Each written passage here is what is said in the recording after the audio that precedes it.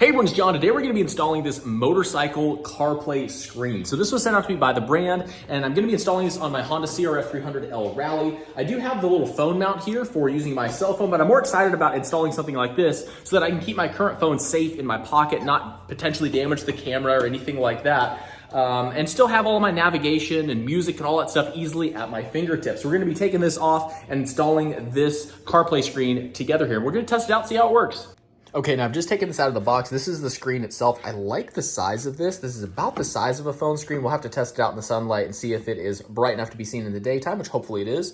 It does have these two leads that come off. These are what the ends look like here. One is power, show you that here, and the other is the controller. And you might say, what is the controller? Well, that is actually this over here because it does have these extra buttons. You can see those here.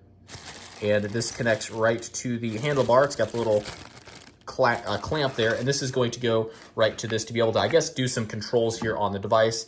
And then we also have our power here, which looks like this is wired to go right directly to the battery. I may have to do some additional wiring to get this wired into my switch that's built into my motorcycle so that it will turn off with the key.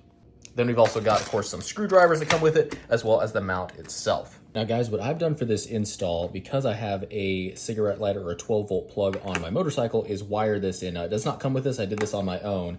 It starts off with these wires here, which have these connectors on the end. So we have our ground wire, which I've now connected to this, and then I also have the hot wire, which you'll notice that there's two wires here. This is the thicker one here is the one that goes to the 12-volt plug. The other one here is our hot wire, and then the other one is our accessory wire. And since this is going to be running off of this, which automatically turns off with the bike already, I don't need the accessory wire, so that is just run right into the hot. So hopefully that makes sense.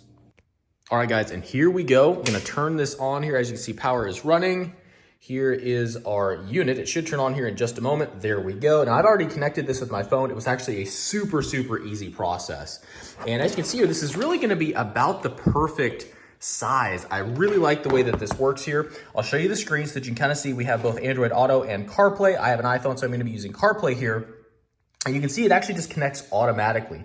And as you can see, we are connected. I've got all of my maps here. So my offline maps, my music, my phone calls, it's all gonna show up right here mirrored from my phone, which is fantastic. There's a little bit of lag as we move through the screen here. You can see that. It's nothing crazy, but I wanted to point that out here. But to me, this is a fantastic way to get all of the stuff from your phone, your music, your maps, directly to this CarPlay screen. It works really well. It was a very simple install. You can either install it directly to the battery, or to me, because I have this accessory plug, I just wired it to this 12-volt socket here, and that has worked really well for me. But hopefully that gives you a little bit of some more information if you're looking at picking up a screen like this. I hope this was helpful. Thanks so much for watching, and enjoy the rest of your day.